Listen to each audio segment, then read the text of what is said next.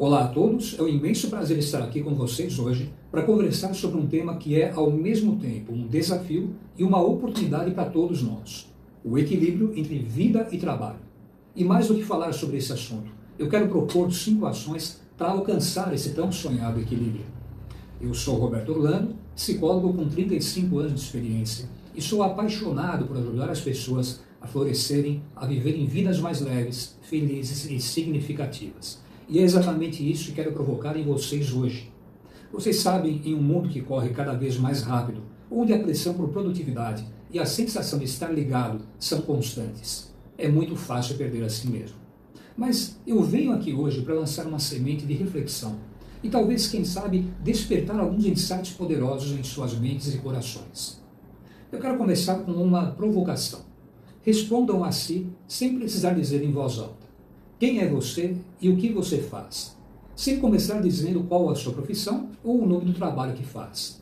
Você consegue responder a essa pergunta? Pensa nisso.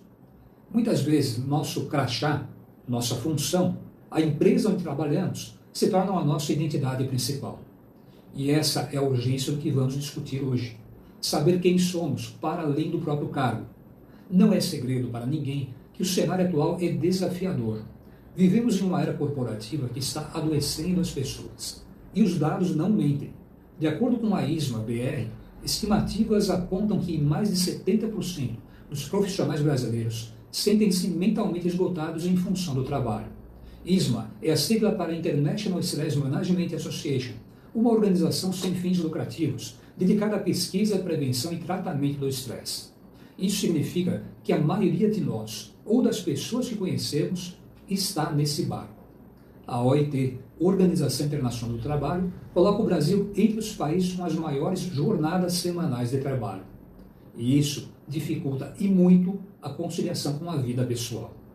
Isso não é só uma questão de não ter tempo. É sobre uma cultura do excesso de trabalho, uma pressão por produtividade que, muitas vezes, valoriza a ideia de ter que estar sempre disponível e abrir mão da própria vida pessoal, como um sinônimo de dedicação. Como se isso fosse um superpoder, quando na verdade é um convite ao esgotamento. E quem é a grande catalisadora disso? A liderança. Por isso a ação número 1 que veremos agora é exclusiva para líderes. Por quê? Porque toda liderança gera cultura, mesmo quando não se dá conta disso. E a verdade é que a cultura organizacional pesa mais do que o crachá. Pensa comigo, aqueles e-mails enviados fora do horário comercial, na madrugada ou no fim de semana, a valorização do excesso, de quem fica até mais tarde, de quem entrega a vida pelo trabalho, o controle excessivo, a microgestão, são condutas cotidianas que, mesmo que não intencionais, enviam uma mensagem clara. Você precisa estar sempre disponível. O seu descanso não é prioridade.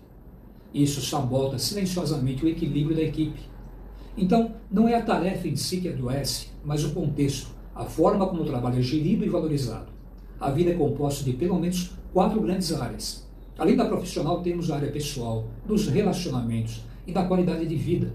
E todas elas são igualmente importantes. E não se engane, não há como uma vida ser boa se uma dessas áreas está abandonada. A qualidade do descanso, por exemplo, não é luxo, é combustível humano.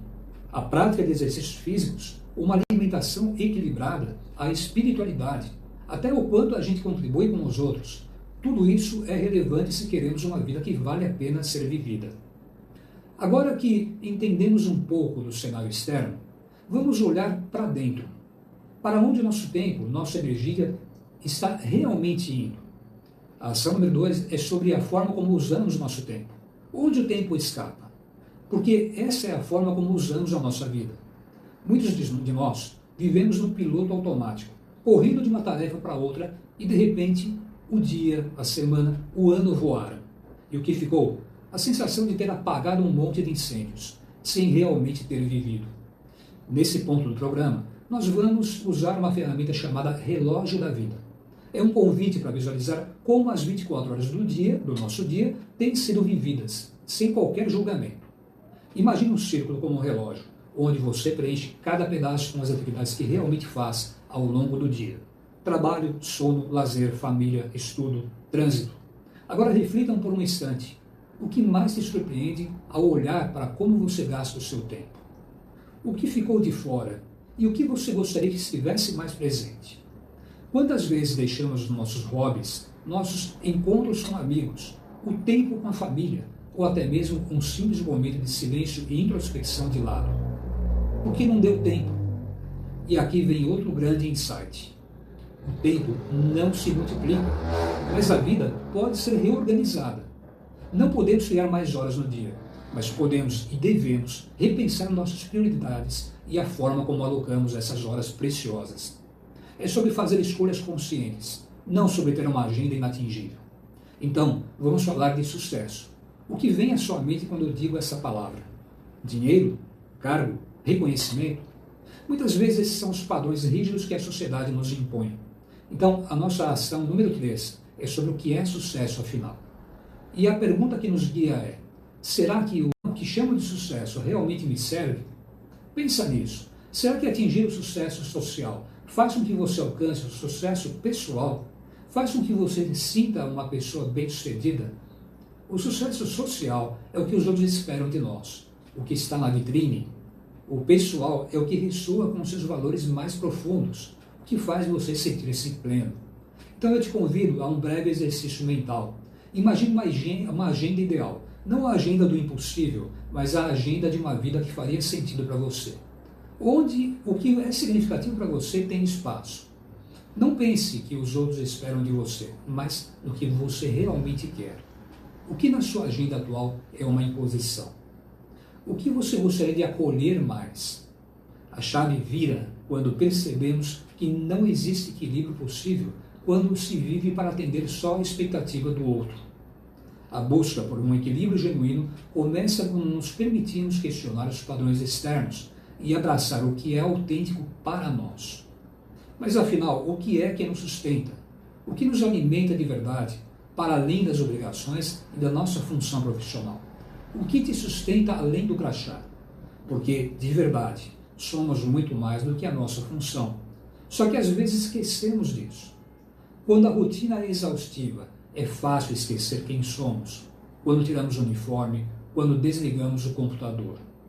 Esquecemos nossos prazeres, nossos hobbies, nossas paixões. E aqui entra a ação número 4, o exercício que vamos chamar de mapa do que me alimenta. Imagine um desenho de um corpo humano em branco. E você vai preencher esse desenho com palavras, imagens, cores, símbolos que representam o que te alimenta emocionalmente, o que te dá prazer real, genuíno.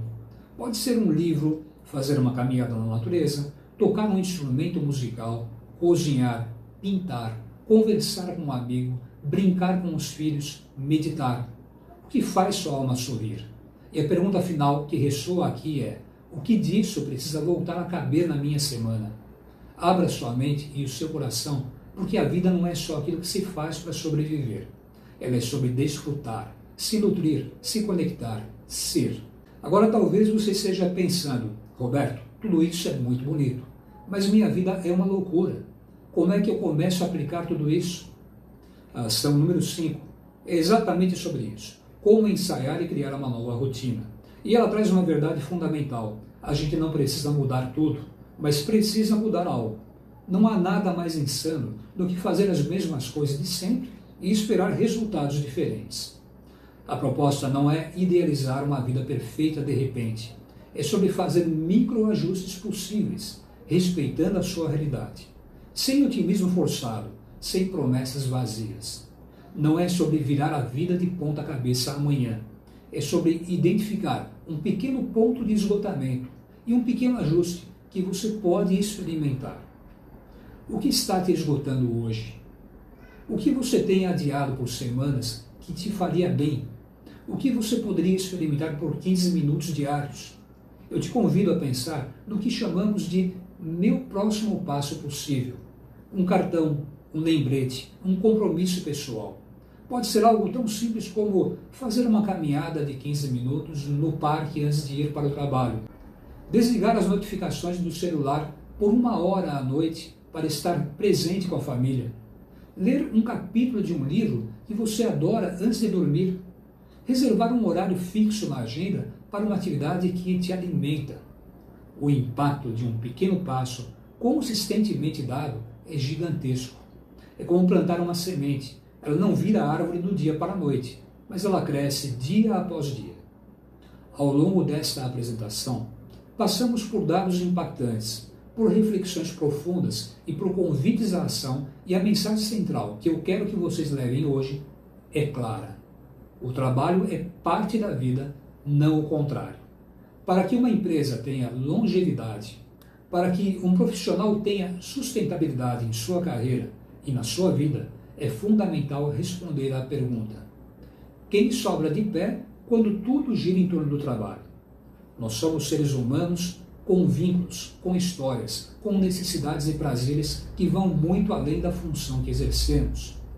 O trabalho pode nos dar propósito, pode trazer sentimentos de realização, mas ele nunca deveria ser o lugar onde a nossa vida se esgota. Meu convite final é para que vocês não apenas absorvam essas ideias, mas as transformem em ação. Espero que os insights que tenham surgido em algum momento dessa palestra se transformem em um "e agora o que eu faço com isso?". Escolha o seu próximo passo possível. Comece pequeno, mas comece. Permita-se redesenhar a sua agenda, redefinir o seu sucesso e reconectar-se com aquilo que verdadeiramente te alimenta. Acreditem, a vida que você sonha é possível e ela começa com um pequeno ajuste na sua rotina. Muito obrigado pela atenção de vocês.